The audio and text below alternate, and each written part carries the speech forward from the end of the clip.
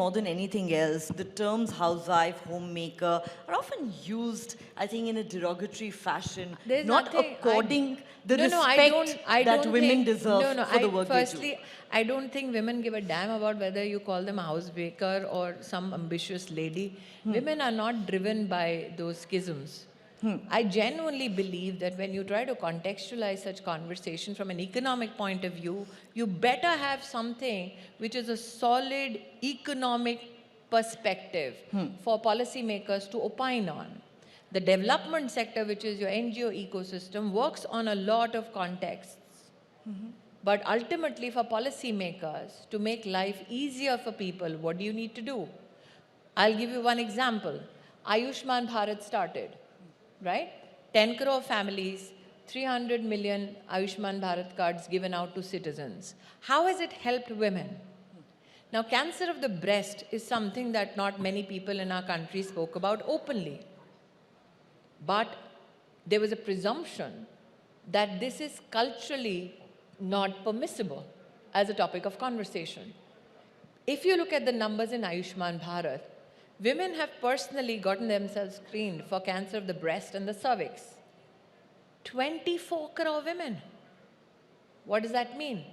That they knew what the problem was, they knew where to get the help from, all they lacked was the resources. So who are these 24 crore women, the 240 million women who are landing up in medical institutions? So it was not a problem of the mindset ever. Who are these women? They are not from the elite. They are not from the educated Tier 1 cities. These are women who are the poorest of the poor. These are women who also belonged to villages. They walked up to a medical institution and said, this is my card. I need to get myself screened for breast cancer and cancer of the cervix.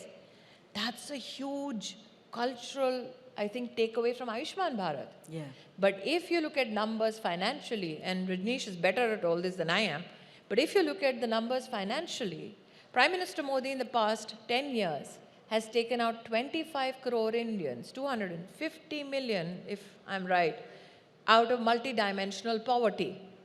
Now, health and the cost of health and out-of-pocket expenses, 130 million people are out of poverty because their health needs were covered by the Prime Minister's flagship scheme. So it is not now only about how do you service women. It is what is the overall budgetary impact on your system? What is the over social impact on your system? And why am I saying this? No other country in the world is running such a complex and such a large medical ecosystem. We are running it. Obamacare ran in a limited fashion, but it did not run in a country of 1.4 billion people. Ayushman is running in a country of 1.4 billion. Right. Another issue, your food grains to the doorstep of 800 million citizens for 2.5 years. That is an administrative miracle which is not happening anywhere in the world. Given our numbers, most certainly. Without disruption. Yeah. So that is why I said, what India does today, the world does tomorrow. The world does tomorrow.